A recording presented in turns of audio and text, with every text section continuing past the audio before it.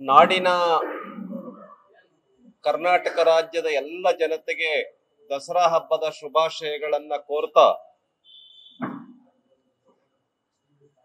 ಕರ್ನಾಟಕದ ಕೆಲವು ಭಾಗದ ಜನರಿಗೆ ಈ ಬಾರಿಯ ದಸರಾ ವಿಪರೀತ ಮಳೆಯ ಕಾರಣದಿಂದ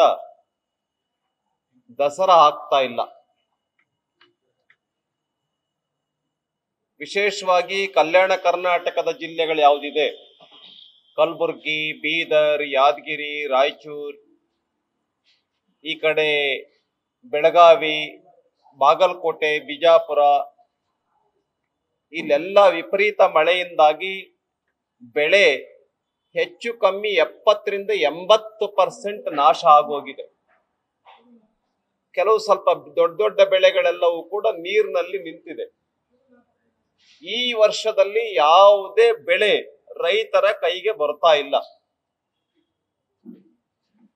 ಈ ರೀತಿಯ ಕಷ್ಟದಲ್ಲಿರ್ತಕ್ಕಂಥ ರೈತರಿಗೆ ಮುಂಚೆಯಿಂದನೇ ಬಹಳ ದೊಡ್ಡ ಪೆಟ್ಟನ್ನ ಕೊಟ್ಟಿರ್ತಕ್ಕಂಥ ಸಿದ್ದರಾಮಯ್ಯ ಸರ್ಕಾರ, ರಾಜ್ಯ ಸರ್ಕಾರ, ಬೊಮ್ಮಾಯಿ ಸರ್ಕಾರ, ಯಡಿಯೂರಪ್ಪನವ್ರ ಸರ್ಕಾರ ಇದ್ದಾಗ 4,000 ರೂಪಾಯಿ ಏನ್ ಕೊಡ್ತಾ ಇತ್ತು ಅದನ್ನು ಕೂಡ ಇವರು ರದ್ದು ಮಾಡಿದ್ರು. ಕಿಸಾನ್ ಸನ್ಮಾನ್ ನಿಧಿಯನ್ನು ಕೊಡೋದನ್ನು ಕೂಡ ರೈತರಿಗೆ ನಿಲ್ಲಿಸ್ಬಿಟ್ರು. ಹೀಗೆ ಮುಂಚೆಯಿಂದನೂ ಕೂಡ ಈ ಸಿದ್ದರಾಮಯ್ಯ ಸರ್ಕಾರ ರೈತರ ಕಡು ವಿರೋಧಿ ಸರ್ಕಾರ ಆಗಿದೆ.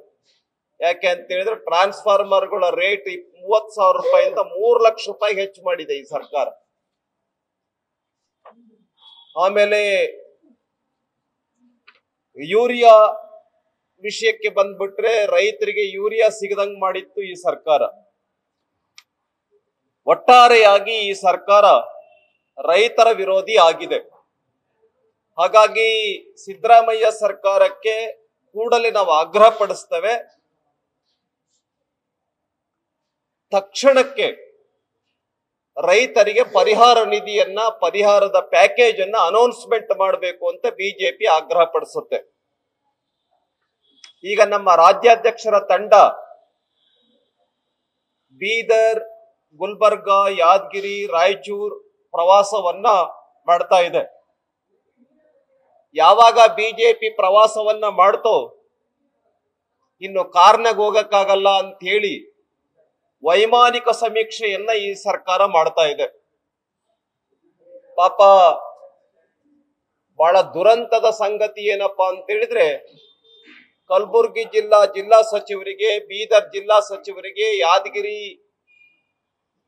ರಾಯಚೂರು ಜಿಲ್ಲಾ ಸಚಿವರುಗಳಿಗೆ ಸಮಯನೇ ಇಲ್ಲ.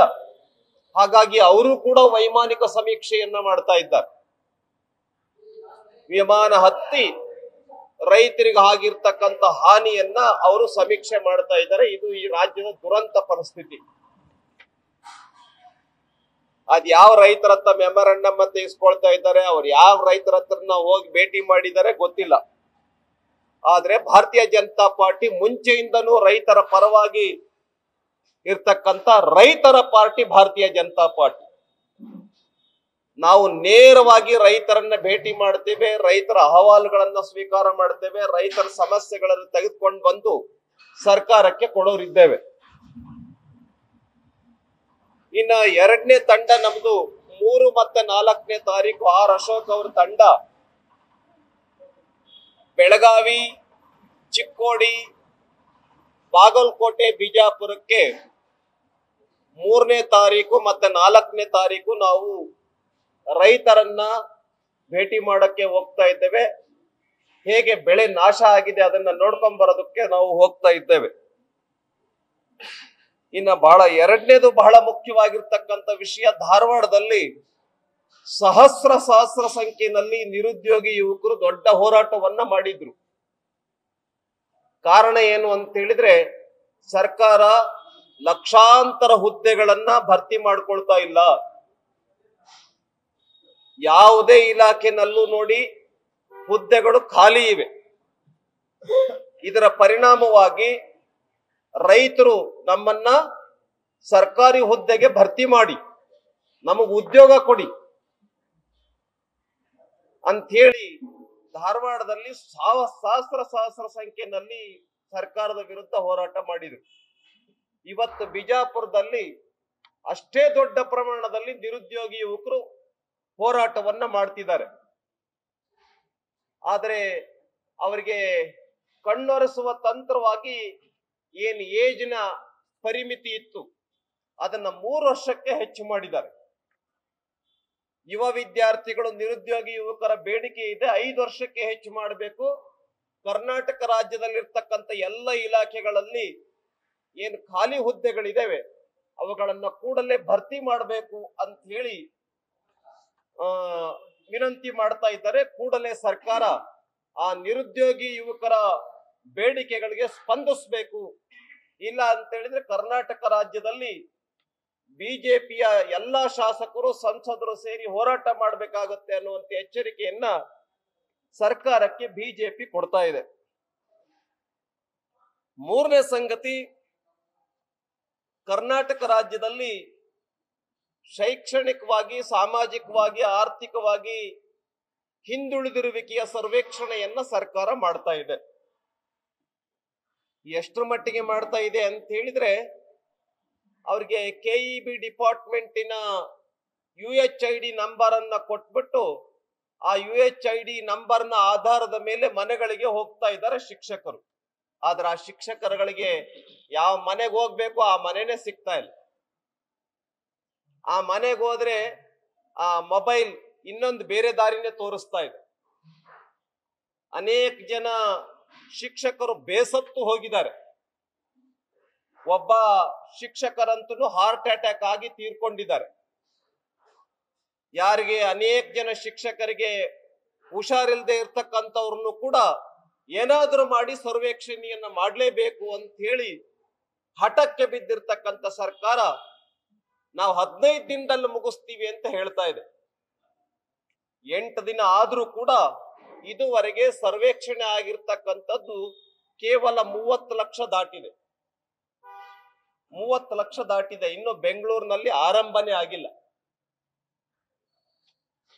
ಹಾಗಾಗಿ ಇದರ ಸರಿಯಾದ ತಯಾರಿಯನ್ನೇ ಮಾಡ್ಕೊಳ್ದೆ ಇರ್ತಕ್ಕಂಥ ಏನು 46 ಹೊಸ ಜಾತಿಗಳನ್ನ ಏನು ಕುರುಬ ಕ್ರಿಶ್ಚಿಯನ್, ಬ್ರಾಹ್ಮಣ Christian, Vokkaliga Christian, Lingayat Christian ಅಂತ ಮಾಡಿಬಿಟ್ಟು ವಿಪರೀತ ಗೊಂದಲಕ್ಕೆ ಈಡಾಗ್ಬಿಟ್ಟಿತ್ತು ಸರ್ಕಾರ.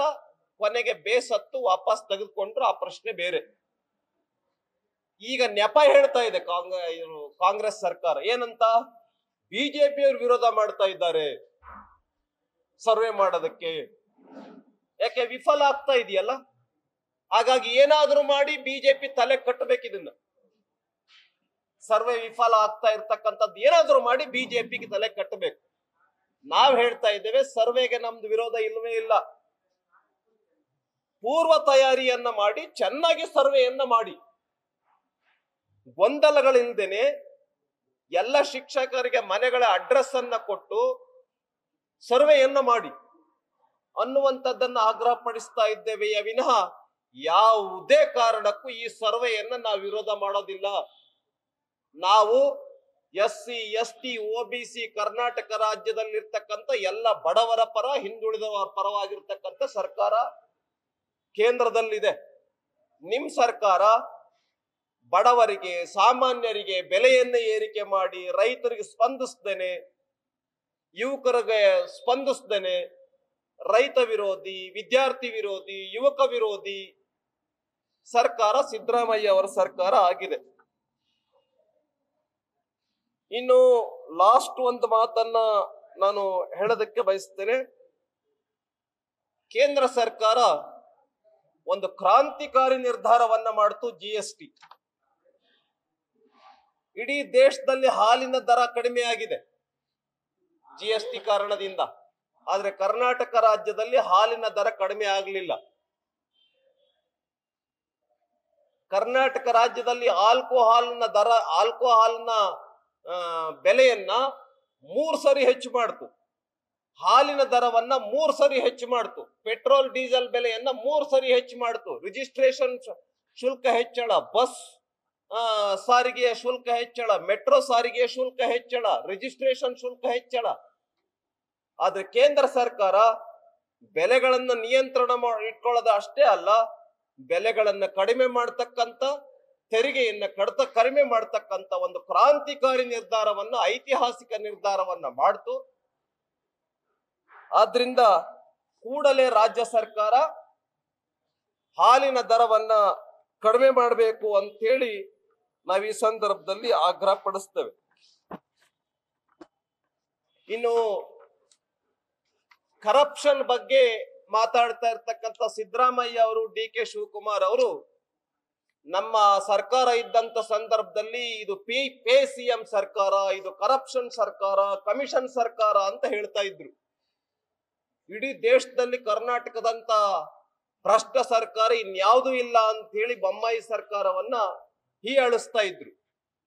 ಈಗ ಅದೇ ಕಾಂಟ್ರಾಕ್ಟರ್ಸ್ ನಿಮಗೆ ಪತ್ರ ಬರ್ದಿಯಾರೆ. ಏನಂತ?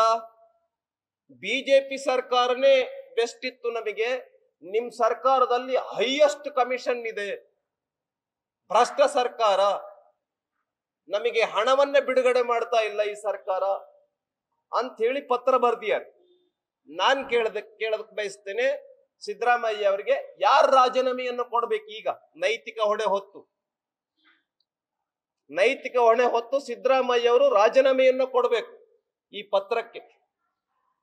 ನೀವೇ ಹೇಳಿದಿರಿ, ಕೆಂಪಯ್ಯ ಅವರು ಪತ್ರ ಬರ್ದಿಯಾರೆ ರಾಜೀನಾಮೆ ಕೊಡಿ ಅಂತ.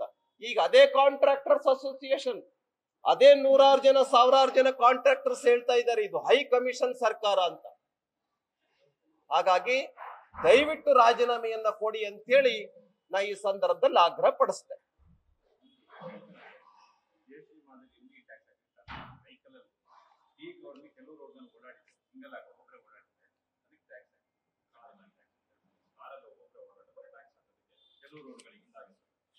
ಇದು ಖಂಡಿತ ಸರಿಯಲ್ಲ. ಈಗ ಉದಾಹರಣೆ ಪೀಕ್ ಅವರ್ ನಲ್ಲಿ ಒಬ್ಬೊಬ್ಬರೇ ಕಾರ್ ನಲ್ಲಿ ಓಡಾಡಿದ್ರೆ ಟ್ಯಾಕ್ಸ್ ಅನ್ನ ಹಾಕ್ತದೆ ಅನ್ನುವಂತ ಒಂದು ಹೊಸ ತೆರಿಗೆ ನೀತಿಯನ್ನ ಇವರು ಮಾಡ್ತಾ ಇದ್ದಾರೆ. ಆಮೇಲೆ ಇನ್ನೊಂದು ಮಾಡ್ತಾ ಇದ್ದಾರೆ, ಬಸ್ಗಳ ದರ. ಈಗೇನು ದಸರಾ ಹಬ್ಬ ನಡೀತಾ ಇದೆ, ಬಹಳ ರಶ್ ನಡೀತಾ ಇದೆ. ಬೆಂಗಳೂರಿಂದ ಮೈಸೂರು, ಬೆಂಗಳೂರಿಂದ ಮಂಗಳೂರು, ಆ ಬಸ್ಗಳ ದರವನ್ನು ಕೂಡ ಹೆಚ್ಚು ಮಾಡ್ತಾ ಇದ್ದಾರೆ, ಟಿಕೆಟ್ ದರ. ಅಂದ್ರೆ ಸರ್ಕಾರನೇ ಈ ತರ ಬೆಲೆಯನ್ನ, ಟಿಕೆಟ್ ದರವನ್ನು ಹೆಚ್ಚು ಮಾಡಿದ್ರೆ ಇನ್ನು ಖಾಸಗಿಯವರು ಇನ್ನು ದುಪ್ಪಟ್ಟು ಮಾಡ್ತಾರೆ. ಆದ್ರಿಂದ ಏನಾದ್ರೂ ಮಾಡಿ, ಯಾರ ಜೇಬ್ ಕತ್ತರಿಸಿ ಆದ್ರೂ ಕೂಡ ಪರವಾಗಿಲ್ಲ, ಖಜಾನೆಯನ್ನ ತುಂಬಿಸ್ಬೇಕು. ಖಜಾನೆ ಖಾಲಿಯಾಗಿ ಹೋಗಿದೆಯಲ್ಲ, ಏನಾದ್ರೂ ಮಾಡಿ, ಯಾರಿಗೆ ತೊಂದರೆ ಆದ್ರೂ ಪರವಾಗಿಲ್ಲ, ಯಾರ ಮನೆ ಹಾಳಾದ್ರೂ ಪರವಾಗಿಲ್ಲ, ಏನಾದ್ರೂ ಮಾಡಿ ನಮಗೆ ಸರ್ಕಾರಕ್ಕೆ ದುಡ್ಡು ಬರೋ ತರ ಮಾಡ್ಬೇಕು ಅಂತೇಳಿ ಹೊಸ ಕಸದ ಮೇಲೆ ಟ್ಯಾಕ್ಸ್ ಹಾಕಿದೆಯಲ್ಲ ಈ ಸರ್ಕಾರ. ಇನ್ನೇನ್ ಬೇಕು? ಕಸದ ಮೇಲೆ, ಕುಡಿಯೋ ನೀರಿನ ಮೇಲೆ. ಹಾಗಾಗಿ ಸಿದ್ದರಾಮಯ್ಯ ಸರ್ಕಾರ ನೈತಿಕ ಹೊಣೆ ಹೊತ್ತು ರಾಜೀನಾಮೆಯನ್ನ ಕೊಡಬೇಕು ಅಂತ ಆಗ್ರಹ ಪಡಿಸ್ತೇವೆ. ನ್ಯೂಸ್ ಫಸ್ಟ್, ನಿರ್ಭೀತಿಯಿಂದ ನಿಮ್ಮ ಪರವಾಗಿ.